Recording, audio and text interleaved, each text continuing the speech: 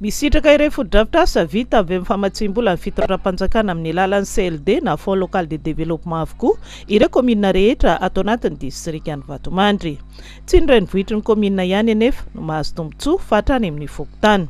Nisan'izany fokotany Makosika komina ambanivohitra Ilaka Est izay nahazo tranom-pokon'olona vaovao. Ny farany herinaratra no tokanina ny zava-bita. Ny programma tamin'ny 2017 zany dia ny famboarana tranom-pokon'olona sy sekoly ary lalana ny tena nandaniana ny vola satria komina efatra zao nahazo tranom-pokon'olona dia ny école ndray zany dia ny école CEG any Ifasina dia ny école EPP any agnatin'ny commune rurale ny Tanambaovatraka ary ny lalana dia misy telo ary ny désenclavement ny commune ny Fasina 3 ary ny désenclavement ny commune Pasimazava ary ny sorana tongana moto daholo zany ny commune anatin'ny distriktan'ny Vatomandry zao ary nahazo tranom-pokon'olona ny commune rehetrarehetra. Ny fokotany Makosika moa dia anisany fokotany be mponina atao anatin'ny distriktan'ny Vatomandry saingolana fiampitana ny canal de Pangalanina ka nanaova ny ben'ny tanàna ny Laka Est Ahmed Ibrahim Jaki sy ny fokon'olona ezaka manokana amin'ny fanamboarana baka vita amin'ny bonbonina sy hazo amora ny fivezivezena ka nanome tolo-tanana ny faritra Tsinanana izay nanolotra bonbonina miisa 10 anatsarana izany. Tanjon'ny komina moa ny ahatongavana fiarakodia eo an-tampon-tanànan'ny Makosika. Lela vola enetsery ary kosa natolotry ny solombavam-bahoaka ho an'ny fokon'olona. Vokatry ny hafalim-pon'ny fokon'olona moa dia omby efatra